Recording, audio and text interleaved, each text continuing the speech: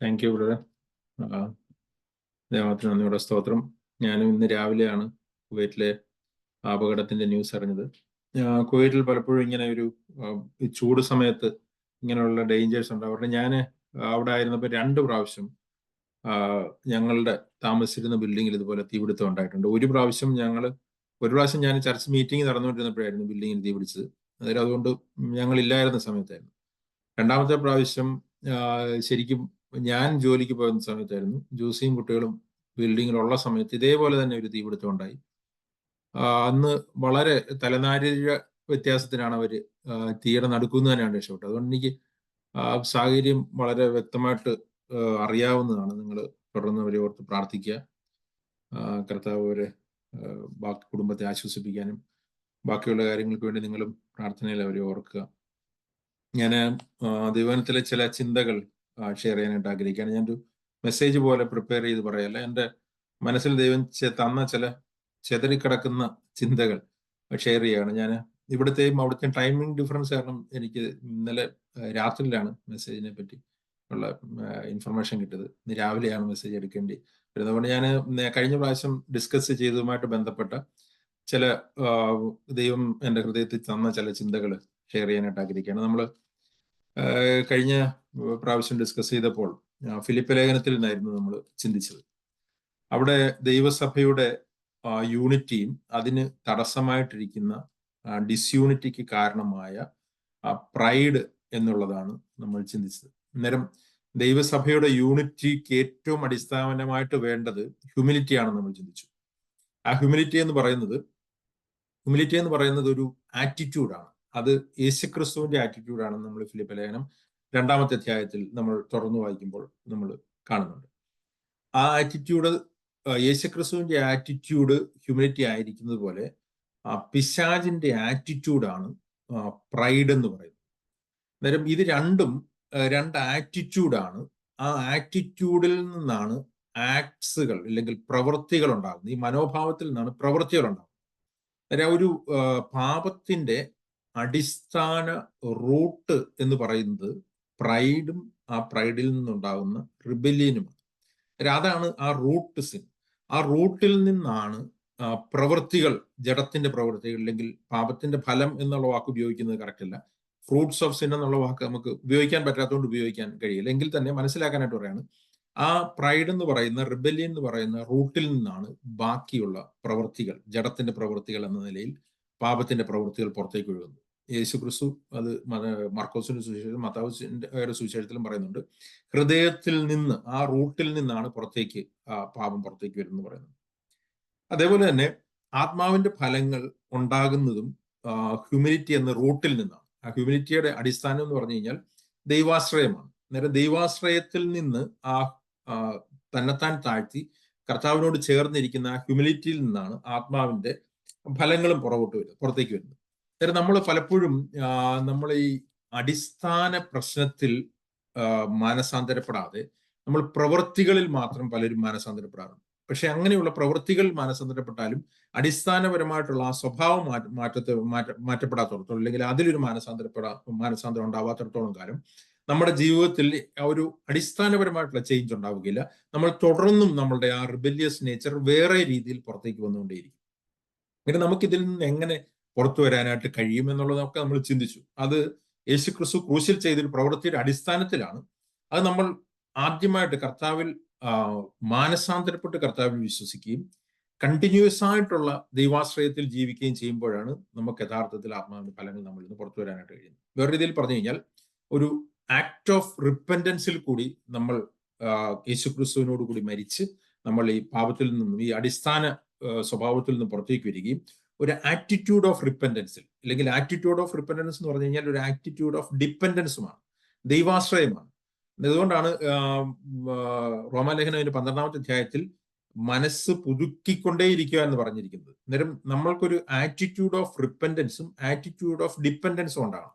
അന്നേരം നമ്മൾ ഒരു റിപ്പന്റൻസിൽ കൂടി നമ്മൾ ആദ്യമായിട്ട് തിരിഞ്ഞ് കർത്താവിൽ വിശ്വസിക്കുകയും കണ്ടിന്യൂസ് ആയിട്ടുള്ള കർത്താവിലുള്ള വിശ്വാസത്തിൽ കൂടി നമ്മൾ ആത്മാവിന്റെ ഫലങ്ങൾ നമ്മൾ കൂടി പുറത്തു വരികയും ചെയ്യാം.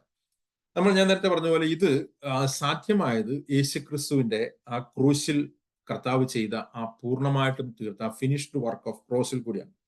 അന്നേരം അതിൽ കൂടിയാണ് നമുക്ക് ഇതിൽ നിന്നുള്ള വിടുതൽ തരുന്നത്. നമുക്കറിയാവുന്ന പോലെ ഈ പ്രപഞ്ചത്തിലെ ദൈവം സൃഷ്ടിച്ച പ്രപഞ്ചത്തിലെ ആദ്യത്തെ പാപം എന്ന് പറയുന്നത് ഈ പ്രൈഡ് ആയിരുന്നു. പ്രൈഡും റിബല്യനും ആയിരുന്നു. പ്രൈഡിൽ നിന്നാണ് റിബല്യൻ വരുന്നത്, അതിൽ നിന്നാണ് അനുസരണക്കേട് വരുന്നത്. ഞാനൊരു ഡീറ്റെയിലേക്ക് പോകുന്നു. അതാണ് നമ്മൾ യെശയ്യാ പ്രവചനം 14-ാമത്തെ അധ്യായത്തിൽ കാണുന്നത്. സാത്താന്റെ ഹൃദയത്തിലുണ്ടായ ഒരു ഭാവമാണ് ഉയരത്തിലേക്ക് തന്നെത്താൻ ഉയർത്തുക എന്നുള്ളത്. തന്നെത്താൻ ഉയർത്തുന്നവർ എവിടെ പോകും ദൈവം പറയുന്നുണ്ട്. അത് അവൻ തന്നെ താഴ്ത്തപ്പെടും. അവൻ പാതാളത്തിലേക്ക് താഴ്ത്തപ്പെട്ടു എന്ന് നമ്മൾ യെശയ്യാ പ്രവചനത്തിൽ തന്നെ കാണാനായിട്ട് കഴിയും.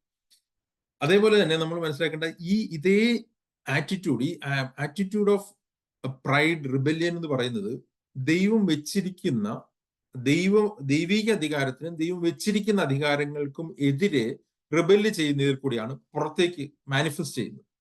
അതായത് നമ്മൾ യെശയ്യാ പ്രവചനത്തിൽ കാണുന്ന പിശാചിന്റെ അതേ ആറ്റിറ്റ്യൂഡ് തന്നെയാണ് പിശാച് ഈ ഭൂമിയിലെ ആദ്യ മനുഷ്യനിലേക്കും പകർന്നത്.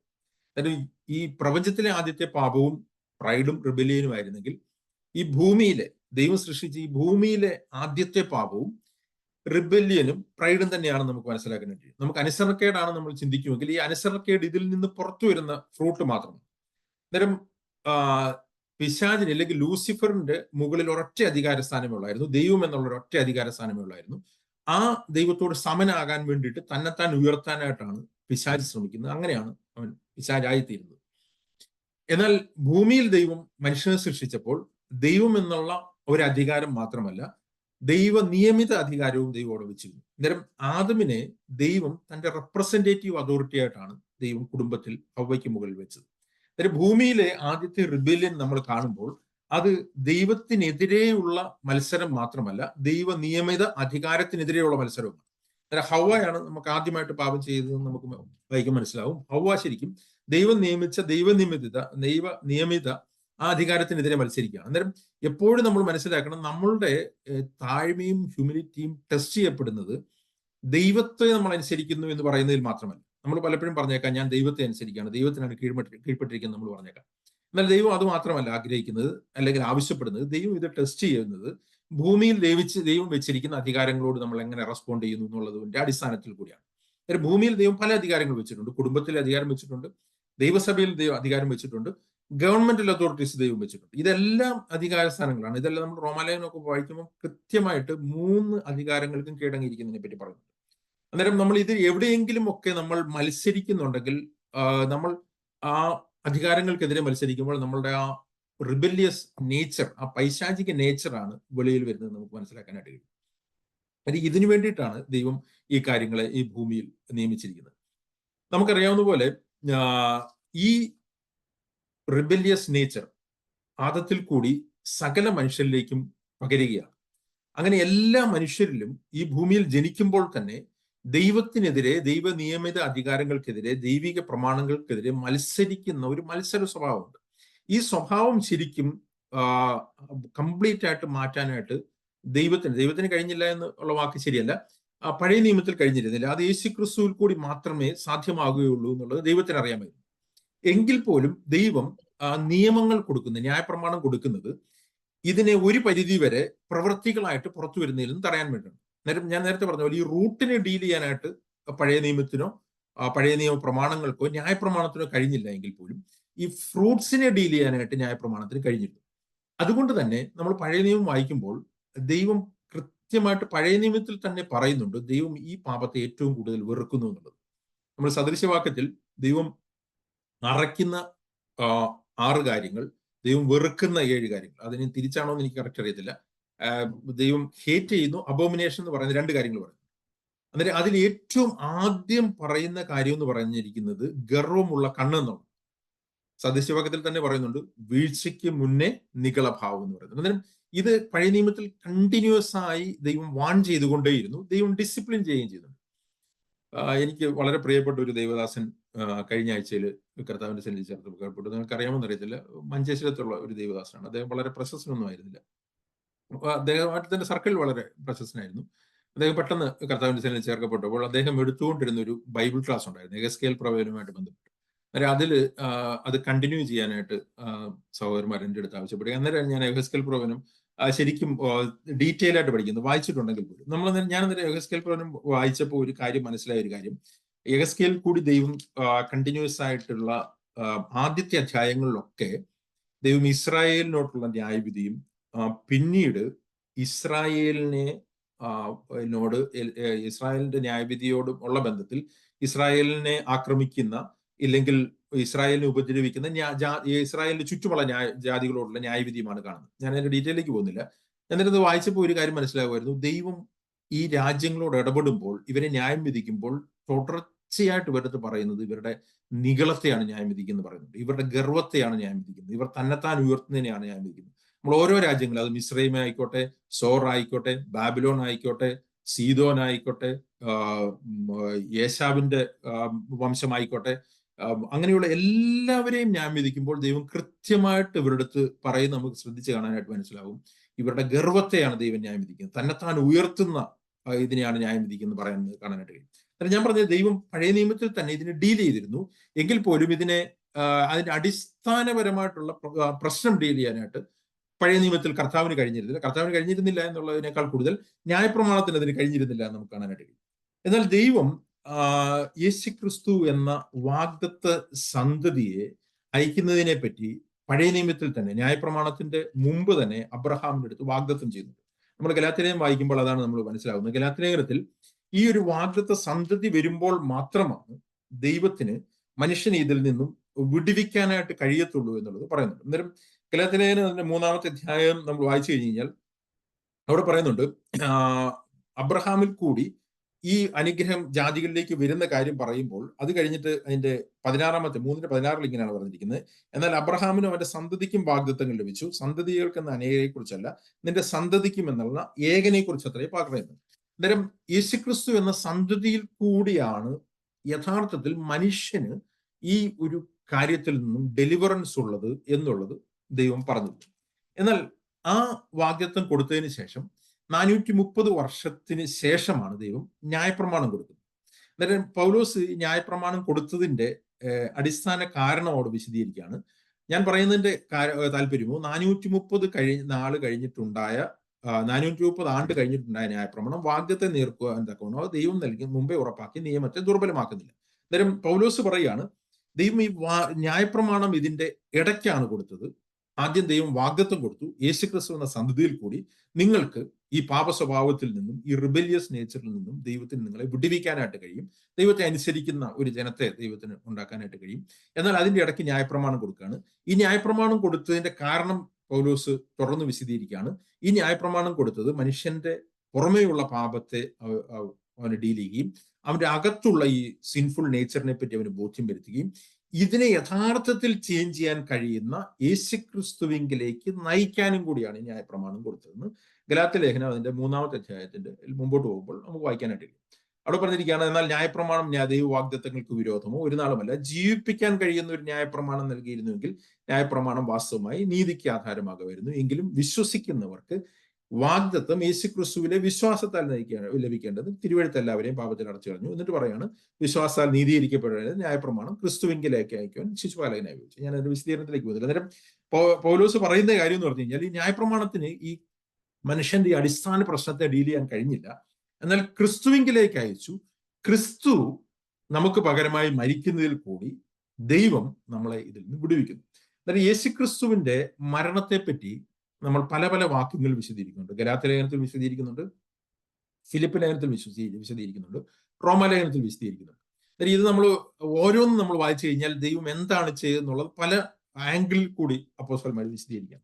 അന്നേരം നമ്മൾ 3-ാമത്തെ അധ്യായത്തിൽ യേശുക്രിസ്തുവിന്റെ മരണത്തെ പറ്റി ഗലാത്യലേഖനത്തിൽ പറയുമ്പോൾ ഇങ്ങനെയാണ് പറഞ്ഞിരിക്കുന്നത്, മരത്തിന്മേൽ തൂങ്ങുന്നവനെല്ലാം ശപിക്കപ്പെട്ടവൻ എഴുതിയിരിക്കുന്ന പോലെ ക്രിസ്തു നമുക്ക് വേണ്ടി ശാപമായി തീർന്നു, ന്യായപ്രമാണത്തിന്റെ ശാപത്തിൽ നിന്ന് നമ്മെ വിലയ്ക്ക് വാങ്ങി.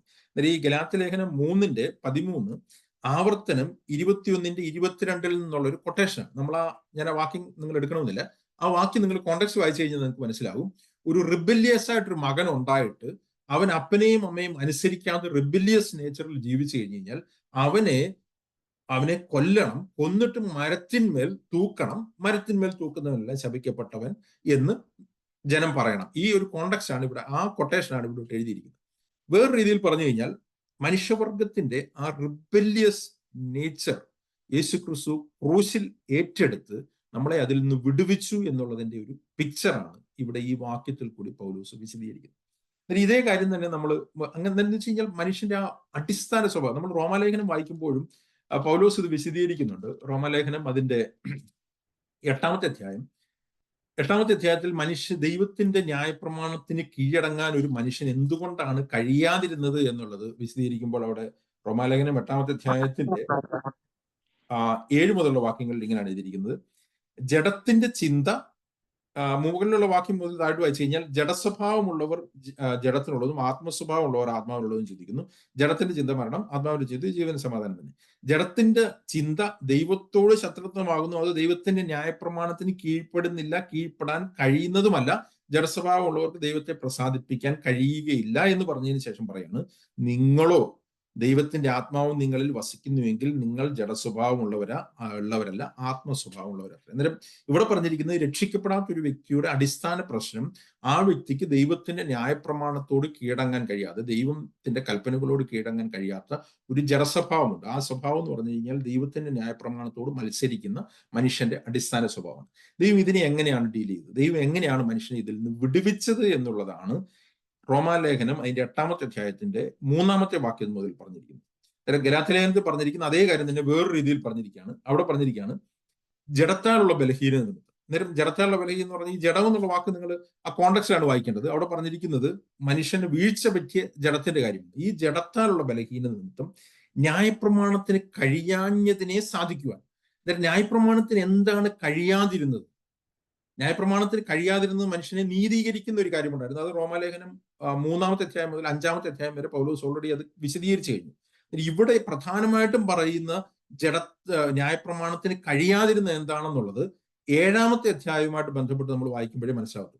7-ാമത്തെ അധ്യായം വായിച്ചു കഴിഞ്ഞാൽ നമുക്ക് മനസ്സിലാവും ജഡത്തിന്റെ ബലഹീന നിമിത്തം ന്യായപ്രമാണത്തിന് കഴിയാതിരുന്നത് ദൈവത്തെ അനുസരിക്കാനായിട്ടും ദൈവത്തിന്റെ പ്രമാണങ്ങൾക്ക് കീഴടങ്ങാനും ജഡക്കാലുള്ള ബലഹീനതയും ന്യായപ്രമാണത്തിന് കഴിഞ്ഞില്ല. ന്യായപ്രമാണം ഒരു കാര്യം പറയുമ്പോൾ ജഡം അതിന്റെ ഇല്ലെങ്കിൽ അവന്റെ പാപസ്വഭാവത്തിന്റെ ഓപ്പോസിറ്റ് ആയിട്ട് മത്സരിക്കുകയും അങ്ങനെ തമ്മിലുള്ള ആ ഒരു കോൺഫ്ലിക്റ്റിൽ ജഡം അല്ലെങ്കിൽ ജയിക്കുകയും ചെയ്യുക എന്നുള്ളതാണ് നമ്മൾ 7-ാമത്തെ അധ്യായത്തിൽ വായിക്കുന്നത്. അതാണ് അവസാനത്തെ വാക്യത്തിലേക്ക് വരുമ്പോഴേക്കും പൗലോസിന്റെ നിലവിളി അതാണ്.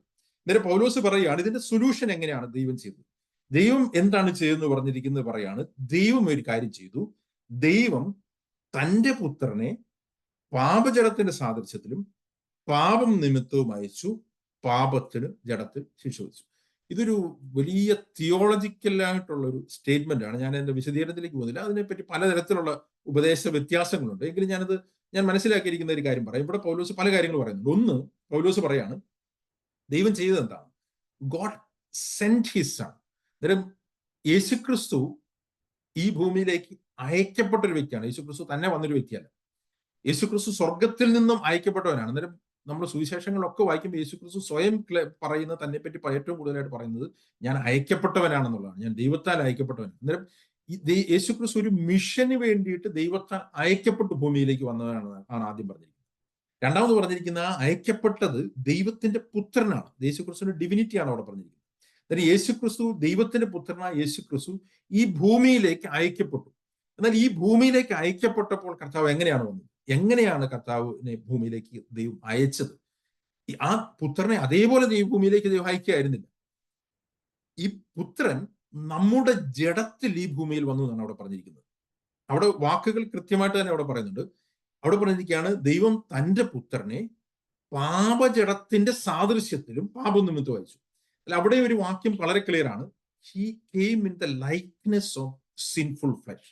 അന്നേരം യേശുക്രിസ്തു ഈ ഭൂമിയിൽ വന്നപ്പോൾ പാപജടത്തിലല്ല വന്നത്. പാപജടത്തിലാണ് വന്നതെങ്കിൽ നേരത്തെ പറഞ്ഞിരിക്കുന്ന പോലെ പാപ സ്വഭാവത്തിലാണ് വന്നതെങ്കിൽ യേശുക്രിസ്തുവിനും ഒരിക്കലും ദൈവത്തിന്റെ ന്യായപ്രമാണത്തിന് കീഴടങ്ങാനായിട്ട് കഴിയത്തില്ലായിരുന്നു. അതേപോലത്തെ ഒരു റിബിലിയസ് നേച്ചറിലല്ല യേശുക്രിസ്തു വന്നതെന്ന് മുകളിൽ വളരെ ക്ലിയർ ആയിട്ട് പറയും. ഇതെല്ലാം വളരെ മനസ്സിലാക്കേണ്ട കാര്യമാണ്. ഞാനൊരു വിശദീകരണത്തിലേക്ക് വന്നില്ല.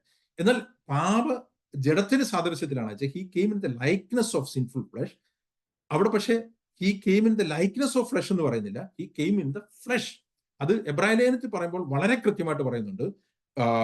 മക്കൾ ജഡരക്തങ്ങളോട് കൂടിയവരായതുകൊണ്ട് അവനും അവരെ പോലെ ജഡരക്തങ്ങളോട് കൂടിയവരായി. അന്നേരം he came in flesh and in the likeness of flesh for sin and God condemned sin in the flesh. അതാണ് അടുത്ത വാക്യത്തിൽ പറഞ്ഞിരിക്കുന്നത്. ദൈവം തന്റെ പുത്രനെ പാപജഡത്തിന്റെ സാധ്യത്തിലും പാപം നിന്ന് ചോദിച്ചു, പാപത്തിനും ജഡത്തിൽ ശിക്ഷ വിധിച്ചു. മനുഷ്യന്റെ പാപത്തിനുള്ള ശിക്ഷാവിധി യേശുക്രിസ്തുവിന്റെ ഉള്ളിലാക്കി. മാത്രമല്ല മനുഷ്യന്റെ റിബിലിയസ് നേച്ചറിനെയും യേശുക്രിസ്തുവിനോട് കൂടെ, അല്ലെങ്കിൽ പാപ സ്വഭാവത്തെയും യേശുക്രിസ്തുവിനോട് ക്രൂശിച്ചു. അതിൽ നമ്മളെ വിടുവിച്ചു. നമുക്ക് ആത്മാവിനെ അനുസരിച്ച് നടക്കുന്ന നമ്മിൽ ദൈവത്തിന്റെ ന്യായപ്രമാണത്തിന്റെ യഥാർത്ഥത്തിലുള്ള നീതി നിവർത്തിയാകേണ്ടത് എന്ന് വെച്ച് കഴിഞ്ഞാൽ ദൈവത്തിന്റെ പ്രമാണങ്ങളെ അനുസരിപ്പാൻ തക്കവണ്ണം ദൈവം നമ്മളെ വിടുവിച്ച് ദൈവത്തിന്റെ ആത്മാവിന്റെ കീഴിലാക്കി എന്നാണ് പറഞ്ഞത്. ഇത് കർത്താവ് ചെയ്തത് കൊണ്ട് നമുക്ക് ഇന്ന് ആത്മാവിനെ അനുസരിച്ച് നടക്കാൻ. ഇതേ കാര്യം നമ്മൾ ഗലാത്യ ലേഖനത്തിൽ വായിച്ചു, റോമാലേഖനത്തിൽ വായിച്ചു, ഫിലിപ്പ് ലേഖനത്തിലും ഇതേ കാര്യം വേറൊരു രീതിയിൽ പൗലോസ് വിശദീകരിക്കുകയാണ്. ഇതെല്ലാം യേശുക്രിസ്തുവിന്റെ മരണപുനരുത്ഥാനത്തെയാണ് വിശദീകരിക്കുന്നത്.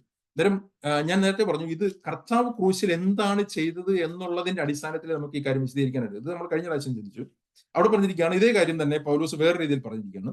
ക്രിസ്തുയേശുവിലുള്ള ഭാവം തന്നെ നിങ്ങളിൽ ഉണ്ടാകട്ടെ. ഈ ഹ്യൂമിലിറ്റി, തന്നെത്താൻ താഴ്ത്തുന്ന ഈ ആറ്റിറ്റ്യൂഡ് നിങ്ങളിൽ ഉണ്ടാകട്ടെ എന്ന് പറഞ്ഞതിന് ശേഷം അത് ഉണ്ടാകാൻ വേണ്ടിയിട്ട്, അത് നമുക്ക് ഉണ്ടാക്കിയെടുക്കാനായിട്ട് കഴിയുന്നതല്ല. നമുക്ക് ഉണ്ടാക്കിയെടുക്കാനായിട്ട് കഴിയുന്നത് കുറെ ഫോൾസ് ഹ്യൂമിലിറ്റി മാത്രമാണ് നമുക്ക് ഉണ്ടാക്കി എടുക്കാനായിട്ട് കഴിയുന്നത്. നമുക്ക് ഹ്യൂമിലിറ്റി നമുക്ക് പ്രൊഡ്യൂസ് ചെയ്യാനായിട്ട് കഴിയുന്നതല്ല. ഈ ഹ്യൂമിലിറ്റി നമ്മൾ ഇങ്ങനെ ഉണ്ടാകട്ടെ എന്ന് പറഞ്ഞിട്ട് അങ്ങനെ നടക്കുക എന്ന് കൽപ്പന പറയുകയല്ല ചെയ്യുന്നത്. കർത്താവ് എന്താണ് ചെയ്യുന്നത് പറയാൻ. കർത്താവ് പറയാണ്, അവൻ ദൈവരൂപത്തിലിരിക്കെ ദൈവത്തോടുള്ള സമത്വം മുറുകെ പിടിക്കണമെന്ന് വിചാരിക്കാതെ ദാസരൂപം എടുത്ത് മനുഷ്യ സാദൃശ്യത്തിലായി. ഇവിടെ നമ്മൾ വായിക്കുമ്പോൾ റോമാലേഖനത്തിൽ പറഞ്ഞിരിക്കുന്ന അതേ കാര്യം വേറെ രീതിയിൽ പൗലോസ് പറയാണ്.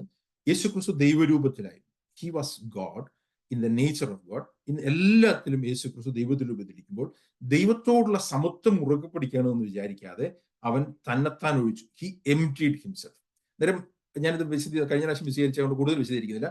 ആദ്യം യേശുക്രിസ്തുവിന് മനുഷ്യനാകണമെങ്കിൽ he need to empty himself. യേശുക്രിസ്തുവിന് തന്നെത്താൻ ഒഴിക്കണമായിരുന്നു. ദൈവം എന്നുള്ള പ്രിവിലേജുകൾ ഒഴിച്ചിട്ട് മനുഷ്യൻ എന്നുള്ള ആ ലിമിറ്റേഷനിലേക്ക് വരണമായിരുന്നു. അതാണ് എബ്രായ ലേഖനത്തിലും പറഞ്ഞിരിക്കുന്നത്.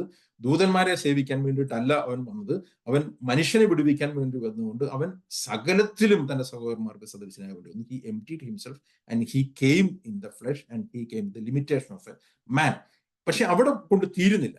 എന്നിട്ട് കർത്താവ് ഈ ഭൂമിയിൽ ഒരു ആറ്റിറ്റ്യൂഡിൽ ജീവിച്ചു. അതാണ് പറഞ്ഞിരിക്കുന്നത്, അവൻ തന്നെത്താൻ താഴ്ത്തി. ഈ തന്നെത്താൻ താഴ്ത്തി എന്ന് പറഞ്ഞാൽ യേശുക്രിസ്തു മനുഷ്യനായതിന് ശേഷമുള്ള കാര്യമാണ്.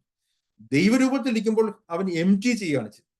എന്നാൽ മനുഷ്യനായി കഴിഞ്ഞപ്പോൾ അവൻ തന്നെത്താൻ താഴ്ത്തുകയാണ് ചെയ്തത്.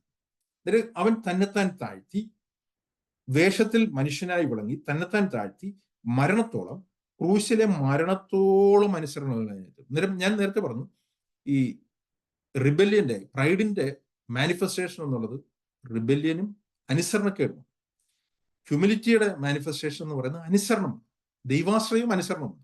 അന്നേരം വീണ്ടും പറയാം, പ്രൈഡിന്റെ മാനിഫെസ്റ്റേഷൻ എന്ന് പറയുന്നത് റിബല്യനും അനുസരണക്കേടുമാണെങ്കിൽ, ഹ്യൂമിലിറ്റിയുടെ മാനിഫെസ്റ്റേഷൻ എന്ന് പറയുന്നത് ദൈവാശ്രയവും അനുസരണമാണ്. യേശുക്രിസ്തു രണ്ടും ഉണ്ടായിരുന്നു. യേശുക്രിസ്തു ദൈവാശ്രയമുള്ളവനായിരുന്നു. കർത്താവ് പറയാണ്, എനിക്ക് സ്വയമായിട്ട് ഒന്നും ചെയ്യാനായിട്ട് കഴിയത്തില്ല. ഒന്നും ചെയ്യാൻ കഴിയാത്തൊരു മനുഷ്യനായിട്ടാണ് യേശുക്രിസ്തു ഈ ഭൂമിയിൽ വന്നത്. അതാണ് അവൻ തന്നെത്താൻ താഴ്ത്തി, മനുഷ്യനായിട്ട് തന്നെത്താൻ താഴ്ന്നത്. എന്തെങ്കിലും ചെയ്യാൻ കഴിവുള്ളത് യേശുക്രിസ്തു ആയിരുന്നു ഈ ഭൂമിയിൽ. പക്ഷെ യേശുക്രിസ്തു ആണ്, എനിക്ക് സ്വയമായിട്ട് ഒന്നും ചെയ്യാനായിട്ട് കഴിയത്തില്ല. അന്നേരം ഞാൻ കേൾക്കുന്നു പറയുന്നത് ഇതൊരു കംപ്ലീറ്റ് ഡിപ്പെൻഡൻസിൽ യേശുക്രിസ്തു ഈ ഭൂമിയിൽ ജീവിച്ചതിനെ പറ്റിയാണ് ഇവിടെ പറഞ്ഞിരിക്കുന്നത്. എന്നിട്ട് ക്രൂശിലെ മരണത്തോളം. അന്നേരം യേശുക്രിസ്തുവിന് അനുസരണം ആരുടെ നമ്മൾ ചിന്തിക്കും യേശുക്രിസ്തു പിതാവിനെ അനുസരിച്ചു. അത് ക്ലിയർ ആണ്. യേശുക്രിസ്തു ജീവിതകാലം മുഴുവൻ പിതാവിനെ അനുസരിച്ചു. എന്നാൽ യേശുക്രിസ്തുവിന്റെ പരസ്യ ശുശ്രൂഷയുടെ മുമ്പിലുള്ള മുഴുവൻ ജീവചരിത്രം ഒറ്റ വാക്കിൽ ലൂക്കോസ് പറയുന്നുണ്ട്. അവൻ ഭവനത്തിലേക്ക് മടങ്ങി തന്റെ മാതാപിതാക്കൾക്ക് കീഴടങ്ങിയിരുന്നു എന്ന് പറയുന്നത്. അന്നേരം യേശുക്രിസ്തു ദൈവത്തെ മാത്രം അനുസരിച്ച് ഭൂമിയിൽ ജീവിച്ചിരുന്ന മനുഷ്യനല്ല. ഞാൻ പറഞ്ഞ പോലെ ദൈവത്തിന്റെ ദൈവീക അധികാരത്തിനും ദൈവം നിയമിച്ച റെപ്രസെന്റേറ്റീവ് അതോറിറ്റീസിനും യേശുക്രിസ്തു ഈ ഭൂമിയിൽ കീഴടങ്ങി ജീവിച്ച് കാണിച്ചു. അന്നേരം യേശുക്രിസ്തു ഇത് ജീവിച്ച് കാണിച്ചു, ഇനി നിങ്ങൾ അങ്ങ് ജീവിച്ചോ എന്ന് പറയല്ല. അങ്ങനെ ചെയ്താലും ആർക്കും ഒഴിക്കത്തില്ല. കാരണം നമ്മളുടെ ഉള്ളിൽ ദൈവത്തോട് മത്സരിക്കുന്ന ആ റിബല്യസ് നേച്ചർ, വീഴ്ച പറ്റിയ നമ്മുടെ ഉള്ളിലുണ്ട്. കർത്താവ് എന്താണ് ചെയ്യുന്നത്? കർത്താവ് തീർച്ച ചെയ്യുന്നതല്ല, അവിടെ പറഞ്ഞിരിക്കുകയാണ് അവൻ ക്രൂശിലെ മരണത്തോളം. യേശുക്രിസ്തു ഈ ഭൂമിയിൽ ഈ ഒരു പ്രിൻസിപ്പിളിനെതിരായി ജീവിച്ച് മരിച്ച് അടക്കപ്പെട്ട് ഉയർത്തെഴുന്നേറ്റത്. ഈ കർത്താവിൽ വിശ്വസിക്കുന്ന ഒരു വ്യക്തിക്ക് ഈ ഒരു നേച്ചറിൽ നിന്നും ഡെലിവറൻസ് ഉണ്ടെന്നാണ്.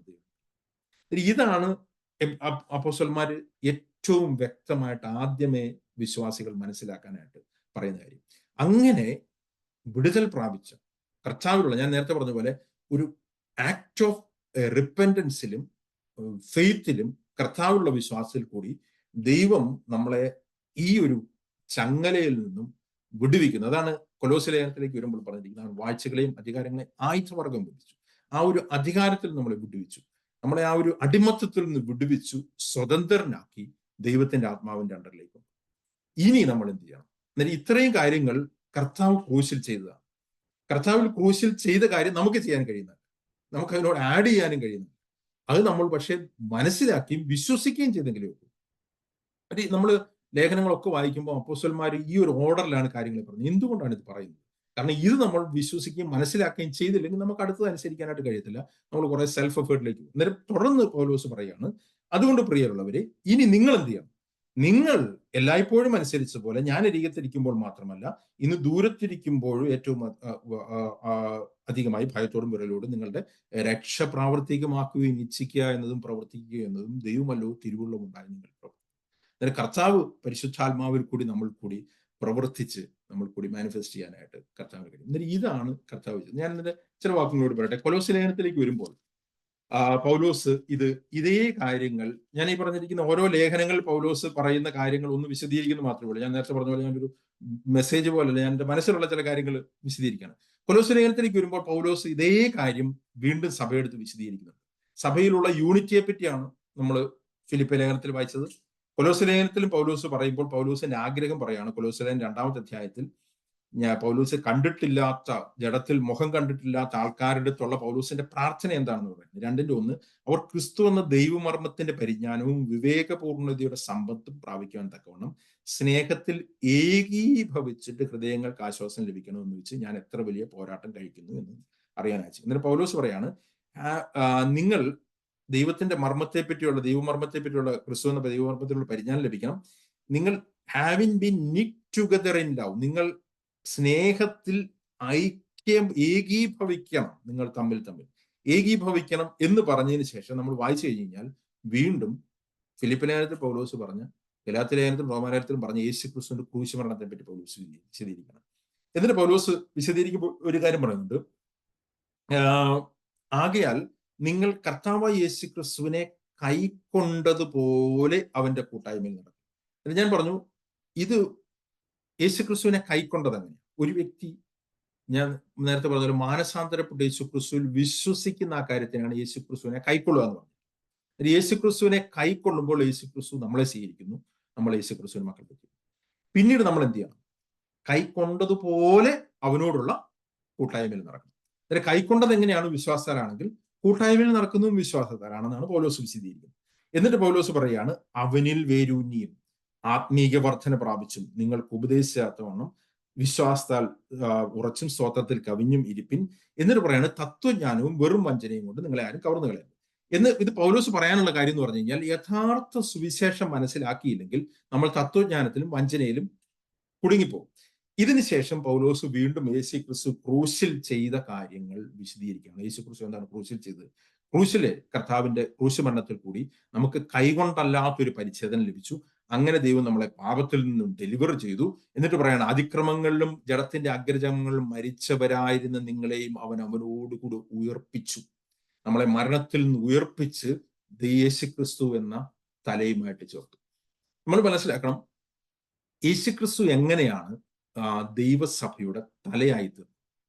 കൊലോസ്യ ലേഖനത്തിൽ തന്നെ പൗലോസ് അതിന്റെ 1-ാമത്തെ അധ്യായത്തിന്റെ അവസാനത്തെ വാക്യങ്ങളിലേക്ക് വരുമ്പോൾ പറയുന്നത്, അവൻ സഭ എന്ന ശരീരത്തിന്റെ തലയുമാകുന്നു, സകലത്തിലും അവൻ മുമ്പനാകേണ്ടതിന് അവൻ ആരംഭവും മരിച്ചവരുടെ ഇടയിൽ നിന്ന് ആദ്യനായി എഴുന്നേറ്റവനുമാകും. യേശു ക്രിസ്തു മരിച്ചുയർത്തെഴുന്നേറ്റുകൊണ്ടാണ് ദൈവസഭയുടെ തലയായി തീർന്നത്. ഞാൻ പറഞ്ഞു മനസ്സിലാക്കുന്നത്, ആ ബോഡിയുടെ തലയായി യേശു ക്രിസ്തു തീർന്നത് മരണത്തിന്റെ ഉയർത്തെഴുന്നേൽപ്പിൽ. നമ്മൾ എങ്ങനെയാണ് യേശുക്രിസ്തു എന്ന യേശുക്രിസ്തു തലയായ ശരീരത്തിന്റെ ഭാഗമായി തീർന്നത്? നമ്മളും മരിച്ചുയർത്തെഴുന്നേറ്റിരിക്കുക. അതാണ് എഫേസ്യ ലേഖനം 2-ാമത്തെ അധ്യായത്തിൽ പറഞ്ഞിരിക്കുന്നത്, അതിക്രമങ്ങളിലും പാപങ്ങളിലും മരിച്ചവരായിരുന്നു നിങ്ങളെയും അവൻ ഉയർപ്പിച്ചു. നിങ്ങളെയും അവൻ ഉയർപ്പിച്ചു എന്ന് പറഞ്ഞാൽ തൊട്ട് മുമ്പിലത്തെ അധ്യായത്തിൽ പറഞ്ഞിരിക്കുന്നത് യേശുക്രിസ്തുവിനെ ഉയർപ്പിച്ചത്. അന്നേരം യേശുക്രിസ്തുവിന്റെ ഉയർപ്പിൽ കൂടി യേശുക്രിസ്തു സഭയുടെ തലയായി തീർന്നു. നമ്മുടെ ഉയർപ്പിൽ കൂടി നമ്മൾ യേശുക്രിസ്തുവിന്റെ ശരീരത്തിന്റെ ഭാഗമായിട്ട്. ഇതാണ് റോമാലേഖനം 7-ാമത്തെ അധ്യായത്തിൽ പറഞ്ഞിരിക്കുന്നത്, മരിച്ചുയർത്തെഴുന്നേറ്റവനായ വേറൊരുവന് നമ്മൾ. അങ്ങനെ യേശുക്രിസ്തുവുമായിട്ടുള്ള ബന്ധത്തിൽ ആ കൂട്ടായ്മയിൽ ആയ നമ്മൾ എങ്ങനെ നടക്കണം എന്നുള്ളതാണ് പറഞ്ഞിരിക്കുന്നത്, മുമ്പോട്ട് പറഞ്ഞിരിക്കുന്നത്.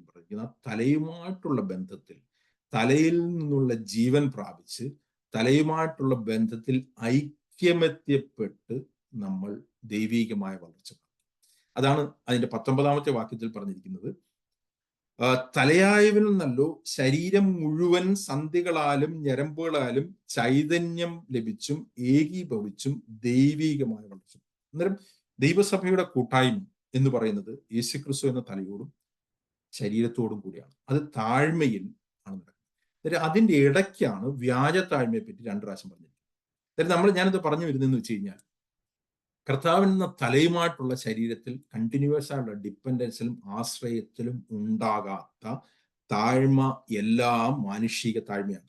അതുകൊണ്ടാണ് ആ താഴ്മയുടെ പ്രശ്നം പറയുമ്പോൾ തന്നെ പറഞ്ഞിരിക്കുന്നത്, താഴ്മയിലും 18-ാമത്തെ വാക്യത്തിൽ പറയുന്നത്, താഴ്മയിലും ദൂതന്മാരെ ആരാധിക്കുന്നതിൽ രസിച്ച് സ്വന്തം ദർശനത്തിൽ പ്രവേശിക്കുകയും തന്റെ ജഡമനസ്സിനാൽ വെറുതെ ചീർക്കുകയും തലയെ മുറുകെ പിടിക്കാതെയും ഇരിക്കുന്നവൻ ചെയ്യുന്നവല്ല നിങ്ങളെ വെറുതെയിരിക്കും. അന്നേരം കർത്താവിലുള്ള കണ്ടിന്യൂസ് ഡിപ്പെൻഡൻസിൽ, കർത്താവ് എന്ന തലയുമായിട്ടുള്ള ബന്ധത്തിലും ശരീരവുമായിട്ടുള്ള ബന്ധത്തിലും ഉള്ള ആ താഴ്മയാണ് യഥാർത്ഥ താഴ്മ. തലയുമായിട്ടുള്ള ബന്ധത്തിലല്ലാത്ത താഴ്മയെല്ലാം വ്യാജ താഴ്മയാണ്. വ്യാജ താഴ്മയുടെ ലക്ഷണങ്ങൾ പലതും ഉണ്ടായിരിക്കാം. അതാണ് പറഞ്ഞിരിക്കുന്നത്, അതൊക്കെയും സ്വേച്ഛാരാധനയും താഴ്മയിലും ശരീരത്തിന്റെ ഉപേക്ഷയിലും രസിക്കുന്നവർക്ക് ജ്ഞാനത്തിന്റെ പേര് മാത്രം ജഡാഭിലാഷം അടക്കാൻ കഴിയുന്നില്ല. അന്നേരം ഒരു വ്യാജമായിട്ടുള്ള താഴ്മയുണ്ട്, അത് തലയുമായിട്ടുള്ള ബന്ധമില്ലാത്ത താഴ്മയാണ്, ശരീരവുമായിട്ടുള്ള ബന്ധമില്ലാത്ത താഴ്മയാണ്, ഒരു കൂട്ടായ്മ ഇല്ലാത്ത താഴ്മയാണ്. അങ്ങനത്തെ താഴ്മകൾ യഥാർത്ഥ താഴ്മയാണ്. ഇതിനുശേഷം പൗലോസ് യഥാർത്ഥ ക്രിസ്ത്യ ജീവിതത്തെ പറ്റി, അതിന്റെ പ്രാക്ടിക്കൽ വശത്തെ പറ്റി പറയാണ്. അതിന്റെ 3-ാമത്തെ അധ്യായം. ഞാൻ അതിന്റെ വിശദീകരണത്തിലേക്ക് പോകുന്നില്ല. ഞാൻ നേരത്തെ പറഞ്ഞു, ഞാൻ ചുരുക്കമായിട്ട് ഇതിന്റെ കാര്യങ്ങൾ മാത്രം പറയുന്നത് മാത്രമേ ഉള്ളൂ.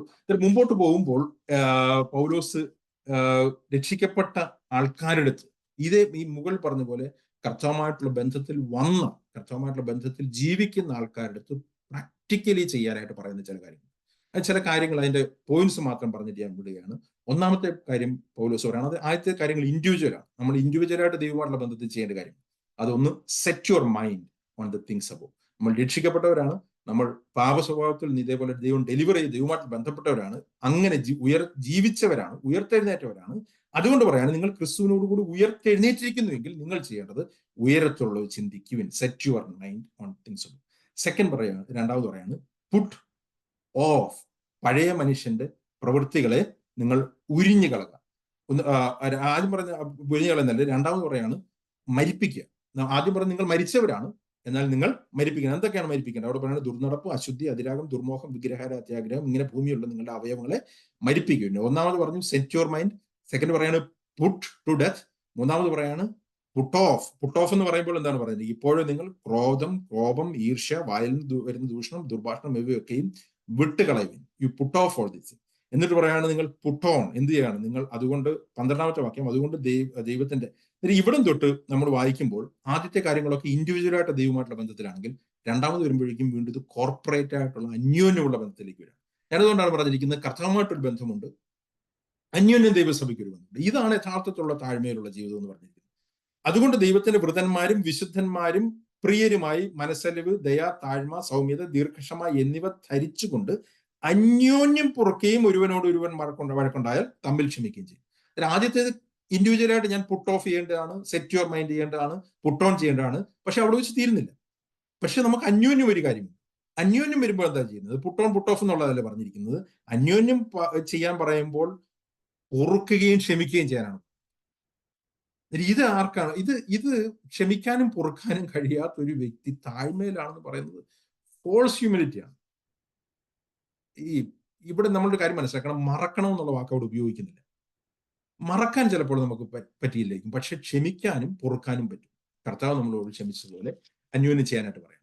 എന്നിട്ട് പറയാണ്, അന്യോന്യം പറയുമ്പോൾ പറഞ്ഞു, കർത്താവ് നിങ്ങളോട് ക്ഷമിച്ചതുപോലെ നിങ്ങൾ ചെയ്യുവിൻ, എല്ലാറ്റിനും മേലെ സമ്പൂർണ്ണത ബന്ധമായ സ്നേഹം ധരിക്കുവിൻ.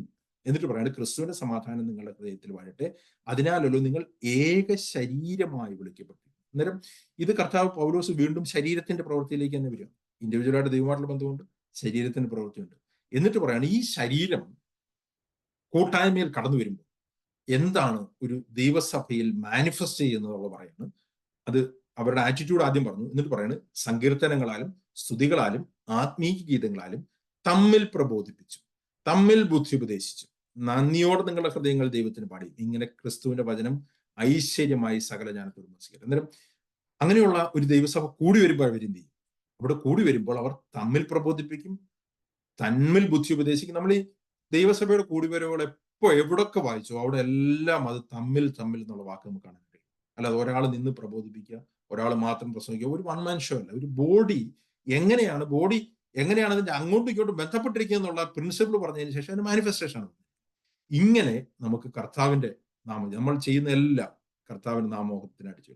പൗലോസ് തുടർന്ന് കുടുംബജീവിതത്തെ പറ്റിയും ബാക്കിയുള്ള കാര്യങ്ങളേറ്റും പറയുന്നത്. ഞാൻ വാക്കുകൾ നിർത്തട്ടെ. ഞാൻ ജസ്റ്റ് കഴിഞ്ഞ പ്രാവശ്യം പറഞ്ഞ കാര്യങ്ങൾ ഒന്നുകൂടി പറഞ്ഞെന്ന് മാത്രമേ ഉള്ളൂ. കർത്താവ് ക്രൂശിൽ ചെയ്ത ഒരു വർക്കിൽ കൂടി യഥാർത്ഥത്തിൽ ദൈവം നമ്മളെ പിശാചിന്റെ ആ സ്വഭാവത്തിൽ നിന്ന് വിടുവിച്ച് കർത്താവുമായിട്ടുള്ള ബന്ധത്തിലേക്ക് കൊണ്ടുവന്നു. അങ്ങനെ ഒരു ശരീരമായിട്ട് കർത്താവിന്റെ നാമത്തെ മഹത്വപ്പെടുത്തി, ഒരു ദൈവസഭ എന്ന ശരീരമായിട്ട് കർത്താവിനെ നമ്മുടെ മീറ്റിങ്ങുകളിൽ മഹത്വപ്പെടുത്തി മുമ്പോട്ട് പോകാനായിട്ട് ദൈവം നമ്മളെ സഹായിക്കും. Thank you brother. Praise the Lord.